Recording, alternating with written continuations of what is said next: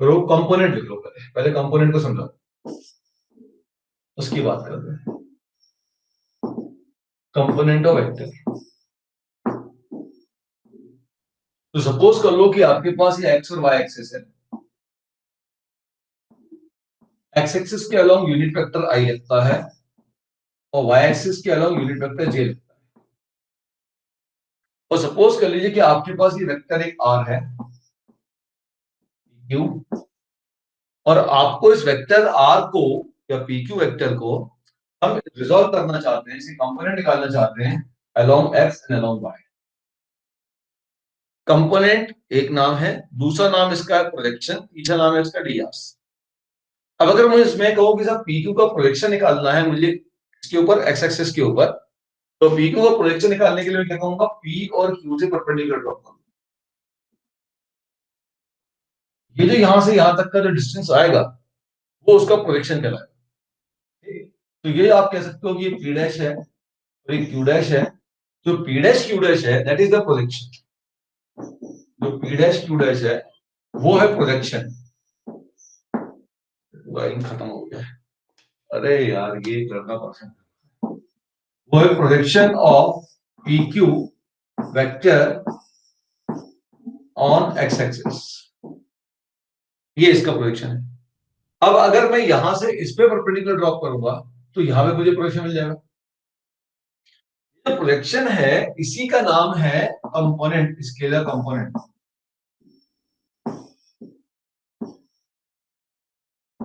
और इसी का नाम है डीआर, डायरेक्शन रेशियो।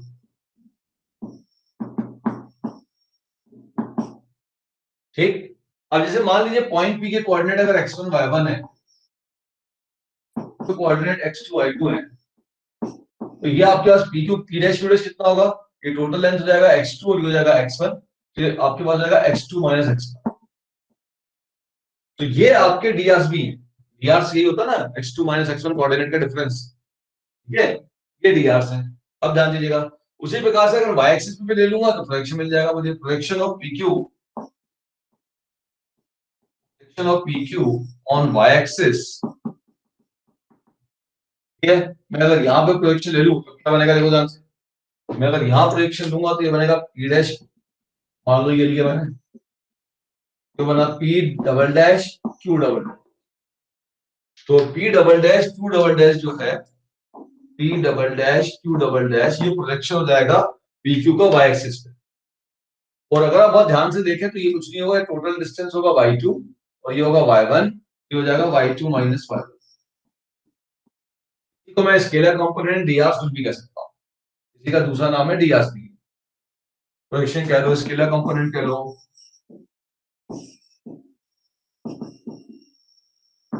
और dr कह लो, सबकी सब चीजें एक ही हैं। अरे भैया ये कब तक अटका रहेगा यार यहाँ। ठीक है, ये सबकी सब चीजें सेम है। अब क्वेश्चन ये राइज होता है कि अगर मैं पीक्यू को, अभी हमने क्या किया, दो तीन वेक्टर को ऐड करके नया वेक्टर बनाया, अब हम क्या कर रहे हैं कि हम एक वेक्टर को ब्रेक करके दो तीन वेक्टर बना रहे हैं। अब पीक्यू को मैं रिजॉल्व करना चाहता हूं along x axis and along Y axis. तो मैं क्या करूंगा, यहां से एक मैं वेक्टर ड्रॉ करता हूं, देखो ध्यान से, यहां से मैंने एक वेक्टर ड्रॉ किया इस तरीके से और इसको मिला दिया। ये जो पी आर वेक्टर है वो ऑब्वियसली अलोंग एक्स एक्सिस है, और जो आर क्यू वेक्टर है 90 डिग्री में कोई दिक्कत नहीं है अलोंग वाई एक्सिस। ठीक। तो अब आप देखिए जो ट्रायंगल पी क्यू आर है उसके अंदर अपन राइट एंगल ट्रायंगल ट्रायंगल लगा सकते हैं। इन ट्रायंगल पी क्यू आर जो पी क्यू वेक्टर होगा that is equal to P R vector plus R Q vector. ये होगा P R vector plus R Q vector. अब P R vector P Q vector को आप are कह सकते हो, तो मैंने आर लिख दिया, कोई बात नहीं, हमने लिखा ही है मैंने। पी आर वेक्टर क्या होगा, पी आर वेक्टर तो इस आई वेक्टर के पैरेलल है, P R vector will be equal to what, P R vector क्या होगा, P R scalar into i, तो this will be equal to P R scalar into i. और P R scalar कुछ नहीं है, वो है x2 माइनस x1। तो आप कह सकते हो this is nothing but x2 minus x1 into i. इसको अभी आप कहो पीआर वेक्टर को, पीआर वेक्टर की बात, फर्स्ट रिलेशन शुरू। अगला वैसे ही मैं अगर आरक्यू वेक्टर की बात करूं तो जाएगा मॉड ऑफ आरक्यू इंटू जे, और आरक्यू हो जाएगा आपका y2 माइनस y1, सो y2 माइनस y1 इंटू जे। अब अगर इन सबको आपस में ऐड कर दूं तो पीआर वेक्टर हो जाएगा वेक्टर आर, और ये सॉरी पीक्यू वेक्टर हो जाएगा वेक्टर आर, पीआर वेक्टर हो जाएगा x2 minus x1 into i plus y2 minus y1 into j. ये मैंने वेक्टर आर को रिजॉल्व कर दिया along x and y axis. ये मैंने वेक्टर आर को रिजॉल्व किया along x axis and along Y axis. तो ध्यान रखिएगा कि अगर हम कंपोनेंट की बात करें या स्केलर कंपोनेंट बोले या डीआरस बोले या प्रोजेक्शन बोले, सबके सब चीजें सेम। अलग अलग जगह से डीआरस का हम ज्यादा उपयोग करेंगे 3D के अंदर, ठीक है ना। ओके, प्रोजेक्शन का यूज हम अभी करेंगे, स्केलर कंपोनेंट का यूज हम अभी करेंगे।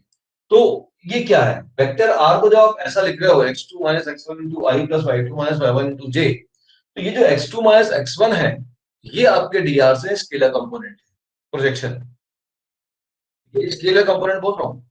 अच्छा, कोई बोले वेक्टर आर का कंपोनेंट कौन है, ये x2 minus x1 into y, y2 minus y1 into j, ये कंपोनेंट मतलब ये वेक्टर कंपोनेंट। क्लियर है। अच्छा, अगर मान लो पीआर जो पीक्यू था ओरिजिन से स्टार्ट हो गया होता तब क्या होता, अगर ये ओरिजिन से स्टार्ट हो जाता तब क्या होता, ये मान लो ओपी वेक्टर है आर, यहाँ पर परपेंडिकुलर ड्रॉप किया, ये कोऑर्डिनेट मान लीजिए एक्स और वाई है, तो ये एक्स हो गया, ये वाई हो गया, इधर लगा आई, इधर लगा जे, तो वेक्टर आर की वैल्यू हो जाएगी आपके पास x i plus y. xi is vector component, yj is vector component along x and y axis, x is scalar component, y is scalar component. Another name of x is projection or drs. कितनी बार समझ में आ गई, कोई doubt.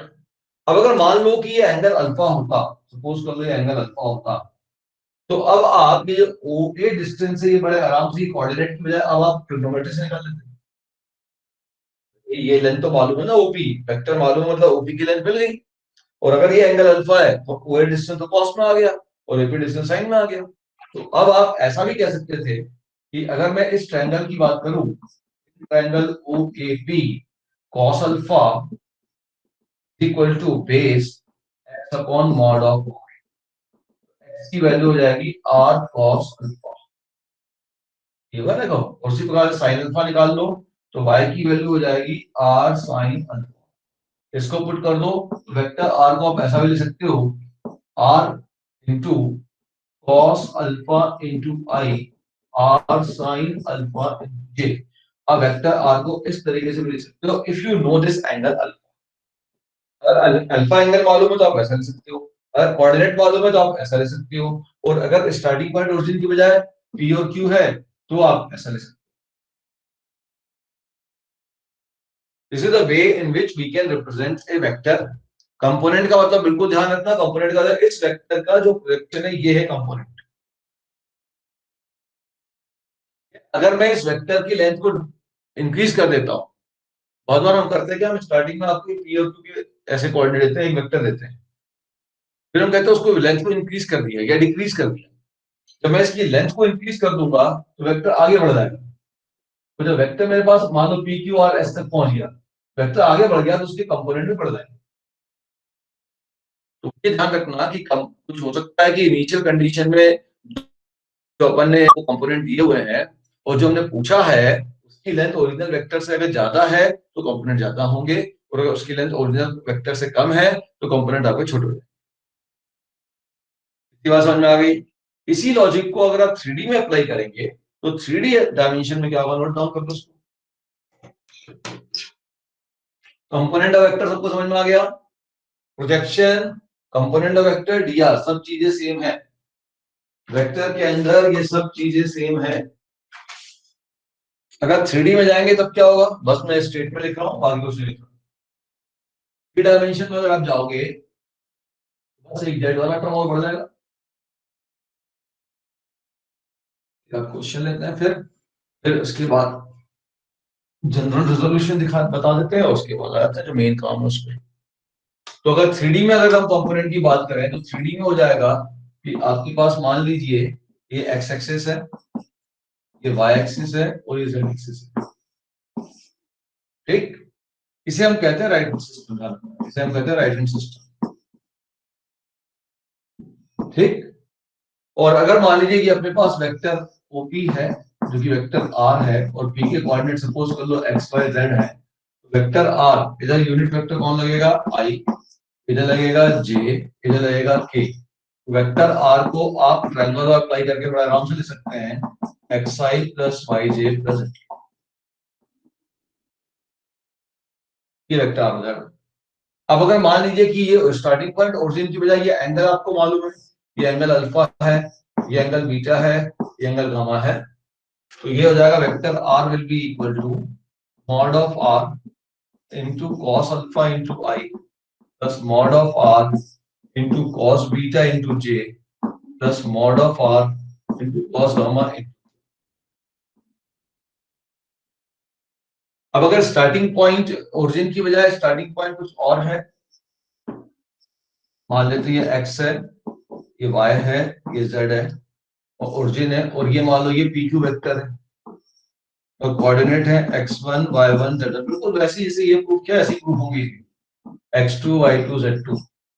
तो आपके पास जो pq vector होगा और you can say r vector, इसको अगर r से आप रिप्रेजेंट कर रहे हैं तो ये जो r वेक्टर होगा इस केस में, इस वाले केस में वो हो जाएगा, अब इसका डिफरेंस प्रोजेक्शन में क्या आएगा, यहाँ परपेंडिकुलर ड्रॉप करूंगा मैं तो क्या आएगा, ये डिस्टेंस कितना होगा, this is equal to nothing but y2 minus y1, और y2 माइनस y1 को किससे मल्टीप्लाई करूंगा, जो इससे लगने वाला यूनिट वेक्टर है j, तो वेक्टर r हो जाएगा x2 minus x1 to i, y2 minus y1 into j और z2 माइनस z1।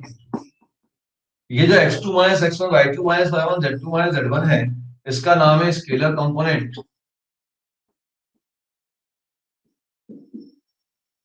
इंटू आई ले लूंगा तो पूरा कंपोनेंट कहूंगा, वेक्टर कंपोनेंट कहूंगा। इसका दूसरा नाम है प्रोजेक्शन, इसका तीसरा नाम है डायरेक्शन रेशियो। डायरेक्शन, अरे भाई, डायरेक्शन रेशियो। तो अब अभी हमने ट्रायंगल में क्या किया था, वेक्टर को ऐड किया था, अब हम क्या कर रहे हैं, एक वेक्टर को रिजॉल्व कर रहे हैं कंपोनेंट में। ये ऑलरेडी फिजिक्स में आपने बहुत ज्यादा यूज किया है, मैथ्स में जो टर्मिनोलॉजीज किस तरीके से यूज होती है मैंने आपको बता दी। भाई अगर कोऑर्डिनेट मालूम है, स्टार्टिंग पॉइंट ओरिजिन है, तो ये हो गया। ठीक, अच्छा अब बहुत ध्यान से सुनना, ये आपके पास x i plus y z plus z के, इसका स्टार्टिंग पॉइंट ओरिजिन है, इसका स्टार्टिंग पॉइंट ओरिजिन है, इसका मतलब दिस इज पोजीशन वेक्टर। तो किसी भी पोजीशन वेक्टर के आई जे के कोफिशिएंट, किसी भी पोजीशन वेक्टर के आई जे के कोफिशिएंट क्या है, ये एक्स वाई जेड है, तो एक्स वाई जेड क्या है, ये पॉइंट पी के कोऑर्डिनेट है। भाई पोजीशन वेक्टर का एक तो स्टार्टिंग पॉइंट 0 0 है, और जो दूसरा पॉइंट होगा वो कुछ नहीं बल्कि एक्स आई जे के कोफिशिएंट होता है। तो अगर ये कोऑर्डिनेट मान लो 2 3 5 है, तो वेक्टर कितना हो जाएगा, 2i प्लस सी जे प्लस 5। अगर मान लीजिए मैंने एग्जांपल लिखा, फिर मान लीजिए कि आपके पास ऐसा हो जाए कि पॉइंट पी के कोऑर्डिनेट 2 3 5 है, वेक्टर आर कितना हो जाएगा, ये हो जाएगा 2i प्लस 3j प्लस 5। तो ये 2 3 5 कुछ नहीं है, इसके स्केलर कंपोनेंट भी है, ये इसका प्रोजेक्शन भी है ऑन द एक्सिस, ये इसके डीआरसी, ठीक है, और ये डीआरसी कोऑर्डिनेट भी है। तो अगर पॉइंट मालूम है तो उससे हम इस प्रकार का वेक्टर ले सकते हैं, this is the relation between 3D and vector. अब अगर मान लो दो ऐसे कोऑर्डिनेट आ गए डिफरेंट, तब क्या होगा, तो जो आईजे के कोफिशिएंट्स होंगे वो वो क्या होगा, वो एक्स की वैल्यू नहीं होगी, वो इन दोनों के एक्स कोऑर्डिनेट का डिफरेंस होगा, और वो डिफरेंस को हम डीआरसी कहेंगे। तो किसी भी वेक्टर के आईजे के कोफिशिएंट, किसी भी वेक्टर के आईजे के कोफिशिएंट हमेशा डीआरस होंगे, स्केलर कंपोनेंट होंगे या प्रोजेक्शन। हम कहते हैं वेक्टर के आईजे के कोफिशिएंट हमेशा क्या होते हैं, डी आर होते हैं। ये हम ज्यादा यूज करते हैं वेक्टर के, ठीक है, वेक्टर से डी के बीच में दिस इज द रिलेशन। तो अगर मान लीजिए मैंने ऐसा कह दिया कि पॉइंट पी, इनकी खत्म हो गई, मैंने कह दिया कि पॉइंट पी के कोऑर्डिनेट सपोज कर लो 135 है, पॉइंट क्यू के कोऑर्डिनेट सपोज कर लो 748 है, बताओ बेटा पी क्यू वेक्टर क्या होगा। तो पी क्यू वेक्टर अगर मैं लिखना चाहूंगा तो हो जाएगा सीधा कोऑर्डिनेट का डिफरेंस। अगर मैं वेक्टर वाइज सोचूं तो ऐसा लिख सकता हूँ, position vector of Q minus position vector of P. करो, वो आया था हमने, बाद वाले पॉइंट का पोजीशन वेक्टर माइनस पहले वाले का पोजीशन वेक्टर। अब क्यू के पोजीशन वेक्टर कितना हो जाएगा, 7i plus 4j plus 8k, minus P का हो जाएगा i plus 3j plus 5, plus minus कर दो। यही काम आप डायरेक्ट जल्दी भी कर सकते थे, तो जाएगा 6i प्लस j और हो गया प्लस 3j, ठीक है, क्लियर। ये हो गया आपका पी क्यू वेक्टर। डाउट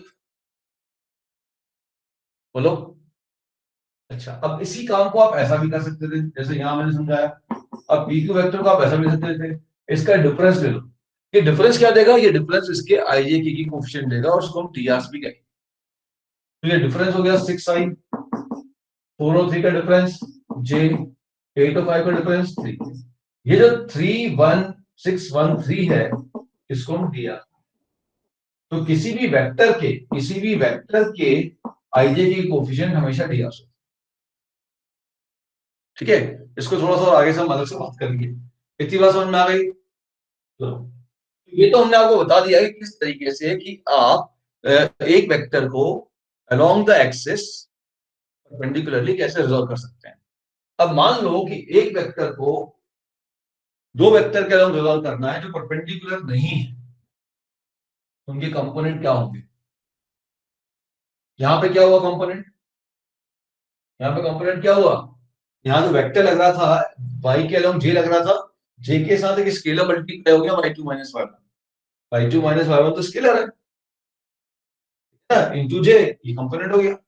तो अगर मान लीजिए कि आपके पास एक वेक्टर r है और आपसे कोई कहता है कि वेक्टर r को इन दो वेक्टर a और परपेंडिकुलर नहीं है और वेक्टर b के अलोंग रिजॉल्व करना है, इसके पैरेलल एक ले लो, इसके पैरेलल एक वेक्टर, ये जो वेक्टर होगा मान लो पी क्यू आर है, तो वेक्टर होगा इसके पैरेलल है, वेक्टर ए के पैरेलल है, तो जैसे ही वेक्टर ए के पैरेलल है तो ये x टाइम्स वेक्टर ही होगा।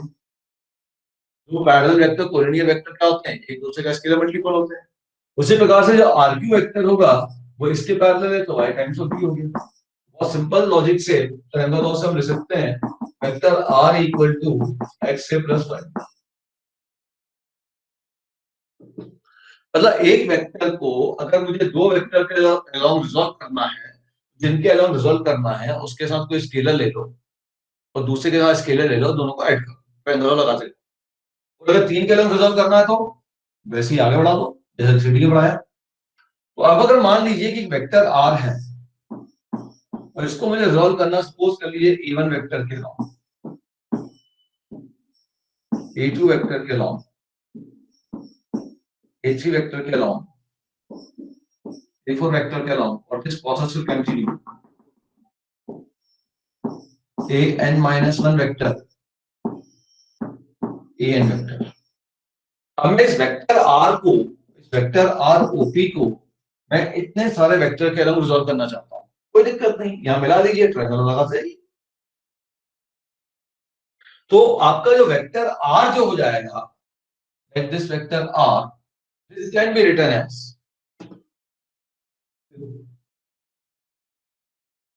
ये जो वेक्टर r होगा this can be written as this vector क्या, vector into scalar, this vector into scalar x1 a1 x2 a2 x3 a3 up to xn a। This way of writing is called linear combination। इसका नाम क्या है, this is called linear combination।